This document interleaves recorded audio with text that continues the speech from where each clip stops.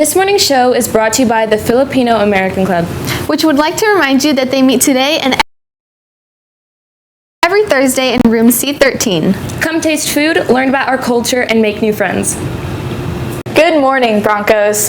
Please stand for the Pledge of Allegiance. Put your right hand over your heart. Ready, begin.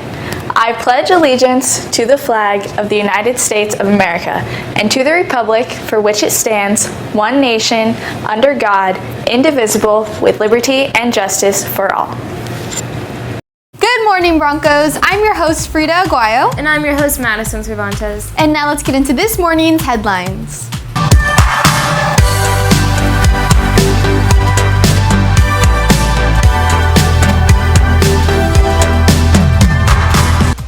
Do you know what WASC is? WASC stands for Western Association of Schools and Colleges.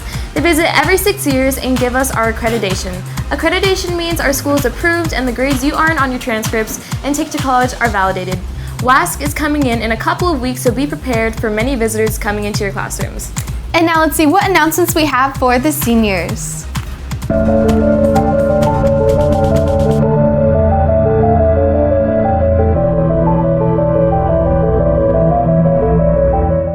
Today is the last day to apply for scholarships from Murrieta Dollars for Scholars. Applications are now available only online at www.murrieta.dollarsforscholars.org. Don't miss out on this great opportunity to help fund your post-high school plans.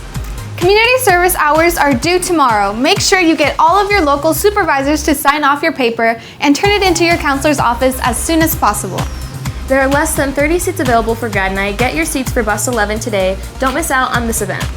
Please remember that if you have purchased your tickets already, you must turn in your permission slip to the bookkeepers now. Students who have not turned in their permission slip could lose their spots. All permission slips for buses 1 through 10 must be turned in immediately.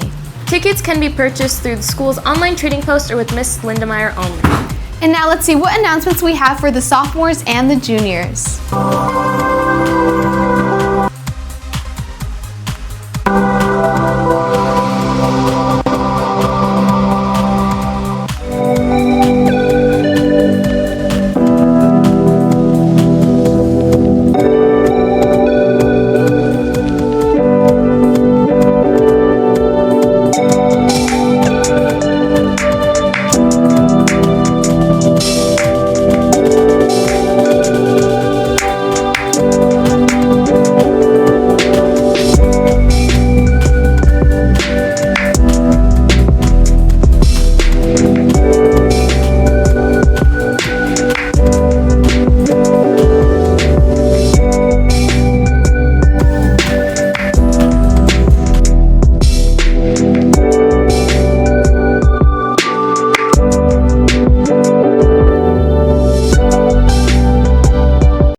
Attention 10th and 11th grade English learners. We are taking a field trip to Cal State Fullerton and Whittier College on Monday, March 11th. Lunch and transportation will be provided for free. Space is limited, so please see Ms. Gempler in room EE11 for details. Deadline is March 4th. And now let's see what announcements we have in this morning's Broncoland.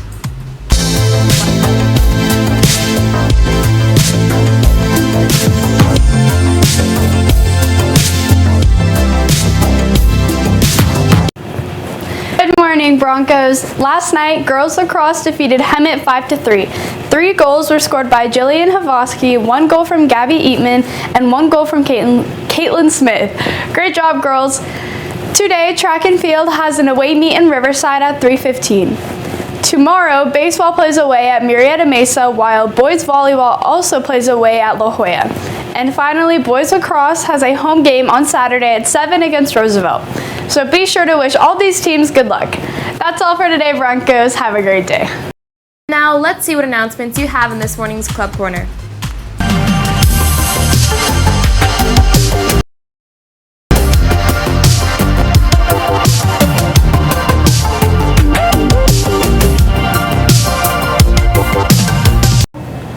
For all you writers out there, have you considered the Creative Writing Program? This is a class for anyone who likes writing, wants feedback, or to learn or improve how to write in different genres and writing styles, or if you just simply want to learn to write.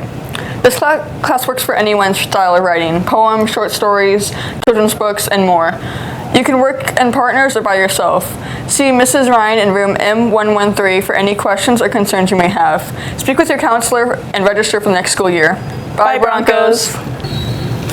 Good morning, Broncos. My name is Archie Cardenas, Vice President of the Class of 2020, Charlie Flight Commander, and President of the Bronco Project. I'm here today with the members of the Bronco Project to announce that after almost 2 years since its conception, the Bronco Project has raised the funds to install the Bronco statue. Thanks to the kind donations from you, our supporters, all of this was made possible. We would like to thank those of you who bought legacy bricks. They are on their way. We would also like to thank the class of 2020 for their indispensable support. We also have a very special thank you to our advisor, Miss Kaylee Olson, for all the hours she has dedicated to managing this project. Thank you, Mrs. Olson. Again, we are excited to see the statue installed and how excited you all are to see it as well. This statue commemorates the power of the Bronco spirit, that with the right dedication, together we can achieve great things. This statue is for all of you. As seen through the rearing Bronco, we hope you are all inspired to reach for the sky. Thanks again, Broncos, and have a wonderful day.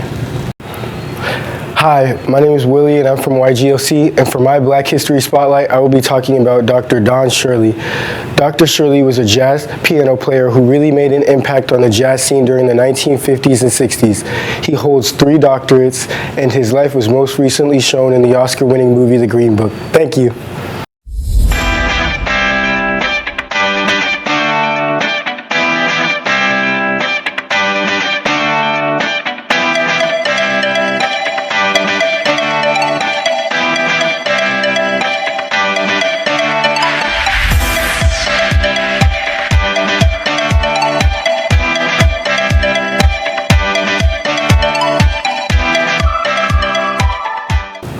What's up, Broncos? My name is Justin Lai. I'm here with Help the Homeless and the Animal Shelter.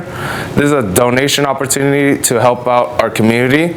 So the items that are in need are brand new pairs of socks for the homeless, blankets and towels for the animal shelter, and the drop-off location will be in West Hall, East Hall, and security office. And this is a competition against MV, Mesa, let's do it with class the Bronco way. Scott impacted motorsports history when he became the first and so far only African American to win a NASCAR Cup race on December 1st, 1963 in Jacksonville, Florida. Wendell's cars had always struggled to keep up with the fastest cars like Buck Baker, Richard Petty, and Neil Castles, and that was primarily because of his race. Because he was of African American descent, sponsors would not invest money into his cars because they feared the backlash of sponsoring an African American in a predominantly southern sport, and Wendell was forced to use parts at his local junkyards. In the 1963 Jacksonville 200, Wendell would have to start 15th in a 22-car field, a difficult starting spot to try and win from, but that didn't deter him in any way. He took care of his equipment early, realizing he didn't have the engine to run full speed for the entire race, and on lap 176, he seized opportunity and snatched the lead away from Buck Baker and stormed to victory. Not only did he lead the last 27 laps, but he managed to lap the entire field twice in that span. However, a scoring error gave Buck Baker the win, and that error wouldn't be corrected until 4 hours later, after Buck Baker already left with the trophy. Even though Wendell Scott never ended up getting the trophy he deserved, his historic win would be embroidered into NASCAR history forever and was induced into the NASCAR Hall of Fame in 2015. I'm Isaiah Hayes. And I'm Matthew Costa. And this has been your Black History Month Spotlight.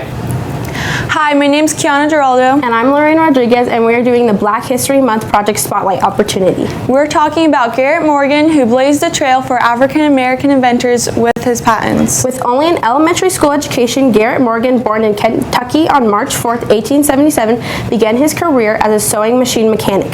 He went on to patent several inventions, including an improved sewing machine and traffic signal, a hair straightening product, and a respiratory device that would later provide the blueprint for World War I gas masks. The accomplished inventor died in Cleveland, Ohio on July 27, 1963. Morgan improved and saved countless lives worldwide, including those of firefighters, soldiers, and vehicle operators. With his profound inventions, his work provided the blueprint for many important advancements and came later and continues to inspire and serve as basic for research conducted by modern-day inventors and engineers. Thought of the day: don't see others as doing better than you. The only person that can truly defeat you is yourself. And here's Mr. Wager with this morning's words of wisdom.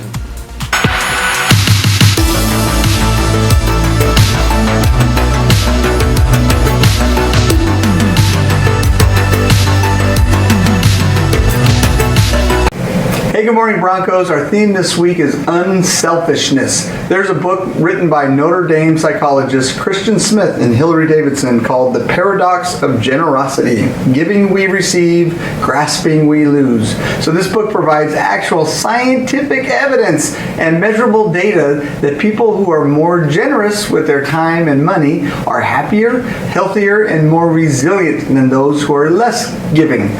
So in other words, the more you give away, the more you get back in the things that. And that's all the time we have for you today, Broncos. Don't forget to follow all of our social media down below. I've been your host, Frida Aguayo. And I've been your host, Madison Cervantes. Stay classy, Broncos.